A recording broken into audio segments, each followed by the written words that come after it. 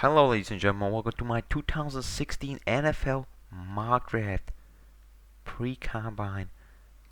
And yeah, let's get right into it. With the first pick, I have the Cleveland Browns selecting Myles Garett, defensive end out of Texas A&M. He's a junior coming out here declaring for 2016 NFL draft course, and I think there's no question he's going to be the number one pick in this year's draft. He's been dominant at Texas A&M, maybe not against the SEC level competition, but still being beasting. Makes a ton of sense. They're changing to a 4-3 defense. This guy fits everything what you want in your edge rusher. Now to the second pick, the 49ers select Jamal Adams out of LSU, the strong safety. Now, why this pick makes a ton of sense is because the 49ers are changing to a Seahawks type of defense, which means they are going to have eight people in the box. That means a safety comes down, and that is Jamal Adams for you.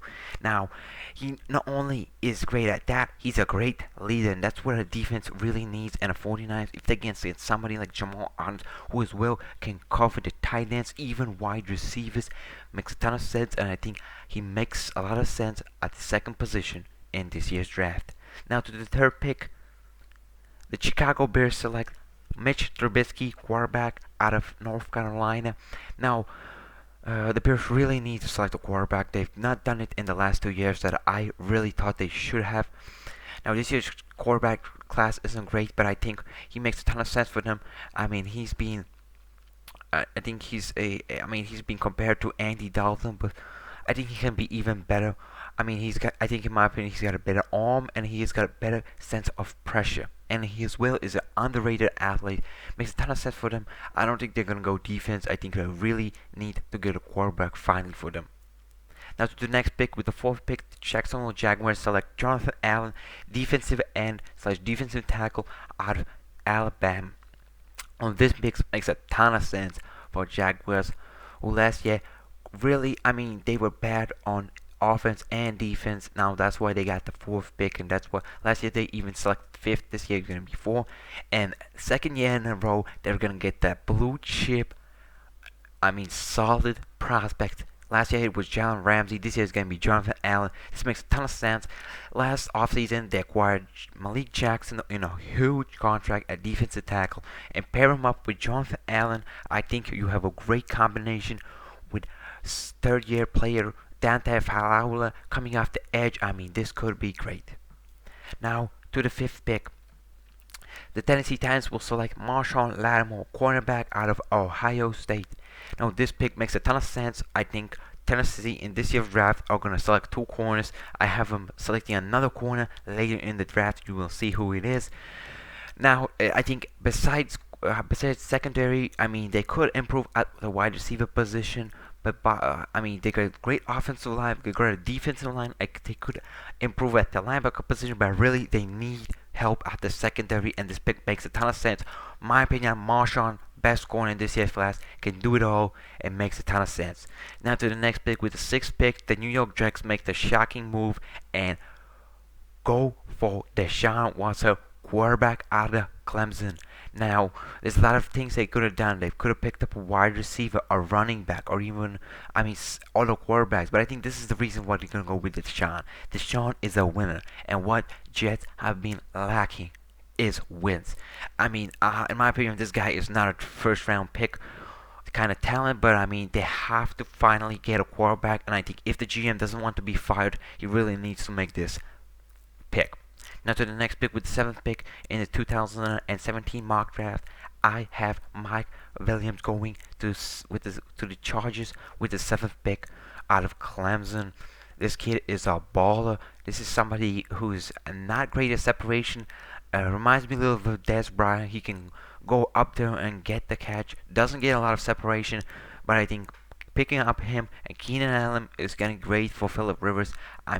And the reasoning why I have the wide receiver, not an offensive lineman, because this year's class, in my opinion, this is one of the worst offensive lines in the few years that I've been doing this. I think this is the worst class I've seen. Now to the next pick, with the eighth pick in the 2017 draft, the Panthers select no one else than Fournette, running back out of LSU. Now this guy, last year a lot of people thought he could go for the Heisman before he, flattened off after the horrible game he had against Alabama. Now, this guy makes a ton of sense. Pairing him up with Cam Newton, that's just man. Oh my God, that could be so good for them. And I know he's great only under center, but I think he can really improve out there with a good scrambling quarterback. He can really become something else. And not only can be a good runner, he can help the offensive line when they're gonna try to stop him on the run. They're not gonna be pass rushing or as like at the moment. Now, so with the ninth pick, the Bengals will select Reuben Foster, linebacker out of Alabama, and I think the reasoning behind this pick, they need first blood at the linebacker position. They have two 30-plus-year-olds playing the position.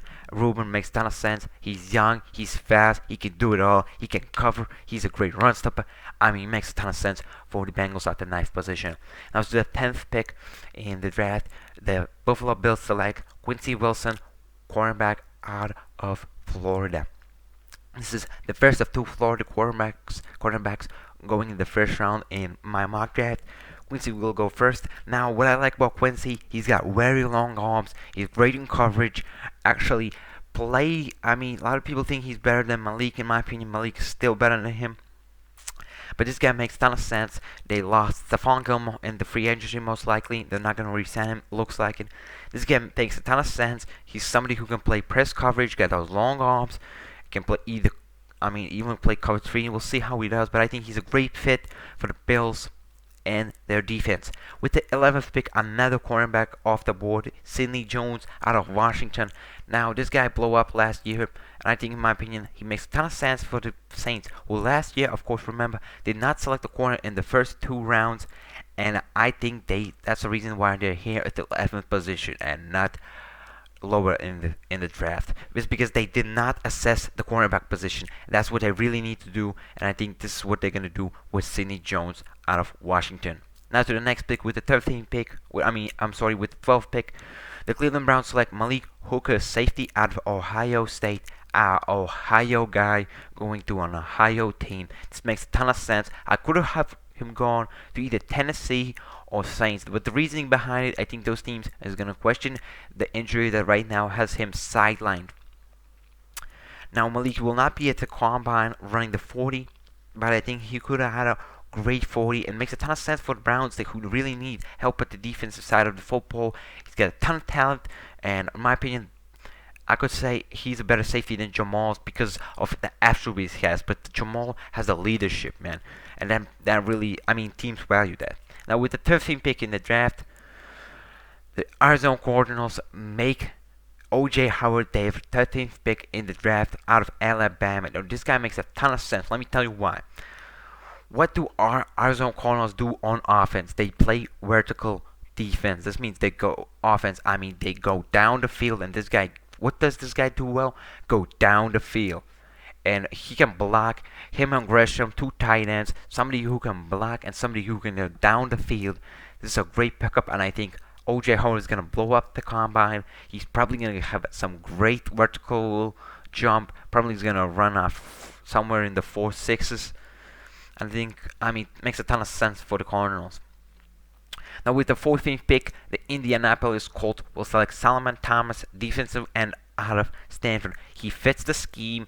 A new GM. They really need to rebuild this defense, and I think the first piece to add is Solomon Thomas out of Stanford. This guy could be a potential steal at the 14th position. It makes a ton of sense because they really need help at the edge position and linebacker corps as well. Now, with the 15th pick, the Eagles in this will be selecting Corey Davis, wide receiver out of Western Michigan. Now, the reasoning behind this pick is simple: drops. This guy is gonna help them. He has some occasional drops, but I think this guy doesn't drop the football so much often than Nelson Aguilar. That guy drops everything. Now, they could go for corner, but I think they're gonna go for wide receiver because they really need to help their young rookie wide receiver. I don't think they can really make that real big time wide receiver come to Eagles because of cap issues, and I think it makes a ton of sense to pick him up Corey Davis at the 15th position. Now, with the 16th pick, the Baltimore Ravens select Cam Robinson, offensive tackle out of Alabama. This guy, I mean, he's the number one tackle in my opinion this year's draft. I mean, really, he doesn't have the feet to be a tackle. He's probably gonna play guard, and boy, do Baltimore Ravens need a left guard. Either left guard or right tackle. I think he can play both positions. With Ricky Wagner most likely not resigning the right tackle, they need a tackle or a guard. He can play both of them, and I think he's a great pick at the 16th. I think, right now at 16, he's a value pick. Before I think he was a reach. Now with the 17th pick, the Washington Redskins select Malik McDowell out of Michigan State. This guy was inconsistent, but this guy, when he was on, he was really on it.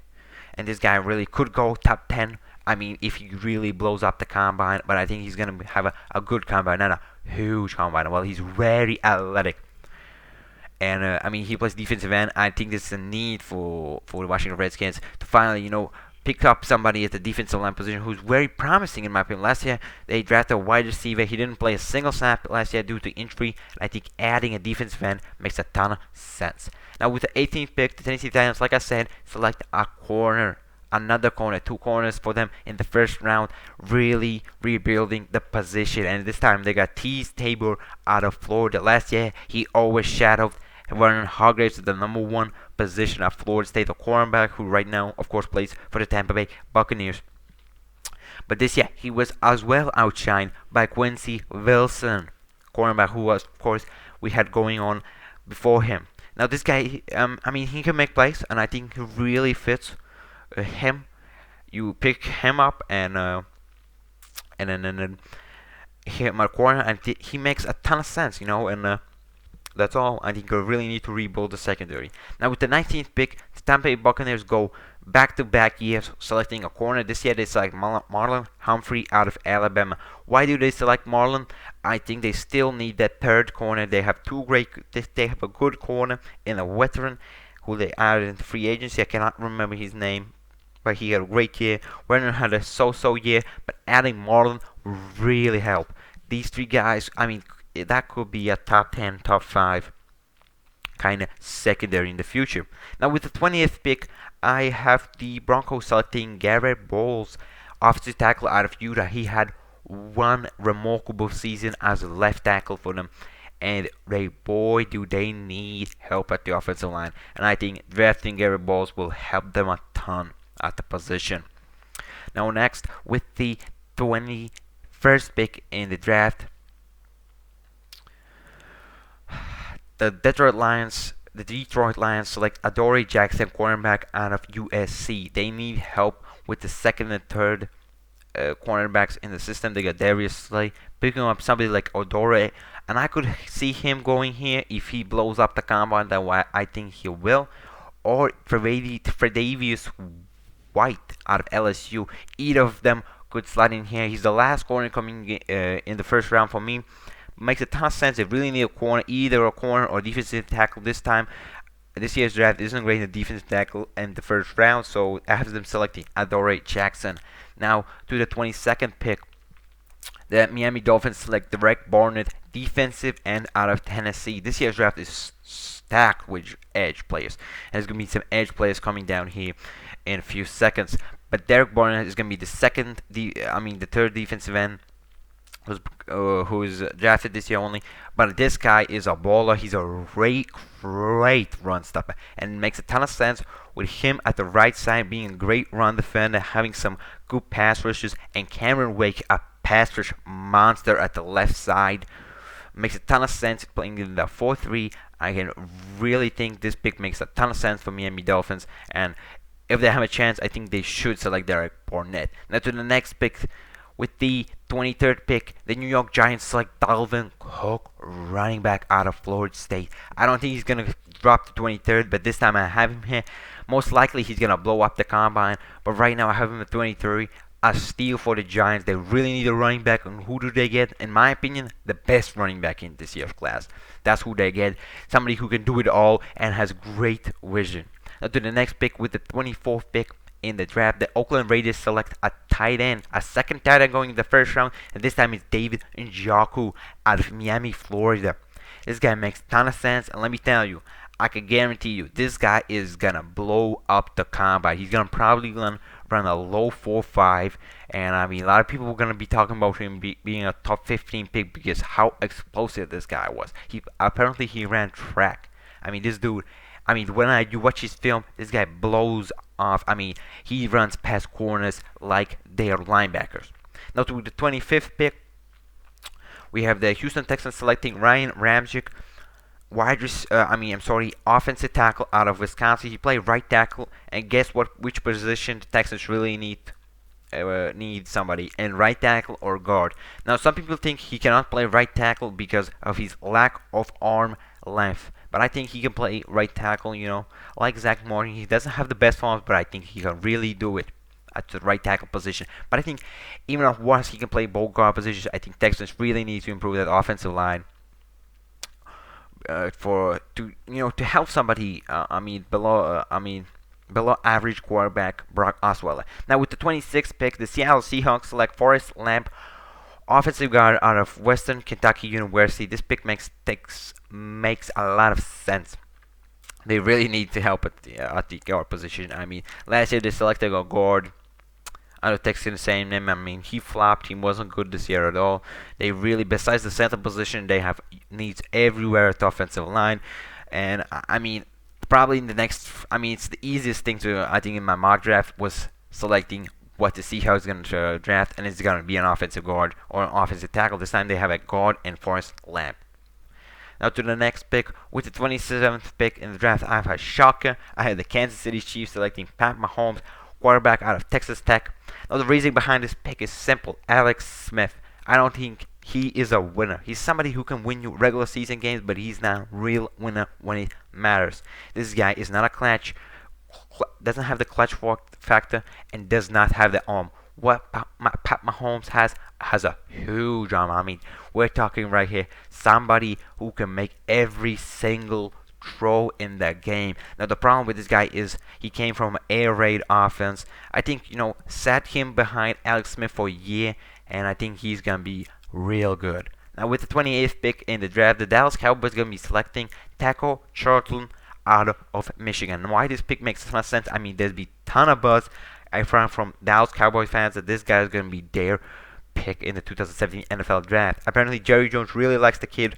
He fits the bill. He's a 4.3 defensive end. And what do the Dallas Cowboys really need? And that is defensive line help. Last year, they couldn't create a ton of pressure. And adding something like tackle makes a ton of sense. Now, to the 29th pick in the draft, the Green Bay Packers select Christian McCaffrey, running back out of Stanford. This makes a ton of sense. They need running back. They get somebody like McCaffrey who's probably going to run a low 4.4. This guy can play out of the slot. He can motion out to play in the slot. He can run. He can receive. Makes a ton of sense, and he will help Aaron Rodgers, especially with the fact that sometimes the pressure comes into him. He likes to scramble. He's going to be somebody you can really see in the scramble drill. Become somebody really good. And he fits everything that the Packers like. He's smart. He can play a ton of positions. He really looks like a Packer. Now with the 30th pick in the draft, the Pittsburgh Steelers select Tim Williams, defensive end / outside linebacker out of Alabama. For the Steelers, really, they do not select edge rushers ever in the draft. In the 2014 drafted Bud Dupree. But that guy, he's been a flop in my opinion. This guy, Bud, most of his sacks come off either quarterback scrambling or running into him. He doesn't create a ton of pressure. And the other side, at the edge position, they have James Harrison, who's old, man. He's probably gonna play another 2 years, 1 or 2 years. But they really need the replacement not even a replacement, somebody who's better than them. Tim Williams, he makes a ton of sense for them at the 30th position. I don't see him picking anything else besides edge at this position. Now with 31st pick in the draft, the Falcons will be selecting lengthy Darius McKinley, defensive end out of UCLA. Now this pick makes a ton of sense. Firstly, Falcons really don't have a big time need, but they do one position they could really improve on: get a stable right defensive end in that 4-3 defense. Last year, we saw them playing 2 players at this position. One of them being Jonathan Freeney, who, in my opinion, is too old. He's like 36, if I can recall that. So they really need somebody young at the position, and I think Darius McKinley is gonna blow up the combine, and it's gonna make a ton of sense for Atlanta. If he drops down there, they really need to pick him up. Now to the last pick of the draft, the Super Bowl champions, the New England Patriots, will be selecting Jabril Peppers. That's right, Jabril will be going to Patriots land in Foxborough. Now, he's coming out of Michigan safety. I mean, there's a ton of balls. A lot of people think he's so much better, but I don't think he's a really great player. Now, what he reminds me, when I thought about where he could go, because I thought he was a second round, really. But then I thought about who is he, as a player, what is his best comparison? And for me, it was a more athletic version of Patrick Chung. Why? Patrick Chung, what does he do well? He can cover your tight end. That's what Jabril Gray does. Can play the linebacker position. That's what Jabril does. I mean, great run stoppers, both great run stoppers. Not the greatest deep safeties, right? Because they don't have the speed. But I think he's a great little replacement for Patrick Chung, who's getting older right there. And I mean, this guy makes a ton of sense. And well, that's it. That's my 2017 mock draft pre-combine. Hope you enjoyed this, guys. Leave a comment down below. What did you like? What did you didn't like? And thank you guys for watching. If you like, you can subscribe. I'll be doing a few more mock drafts after the combine, before the after the first few days before the free agency, and of course before the draft. I'll be doing my last mock draft before the draft. Thank you guys for watching. Please subscribe if you like to. See you next time.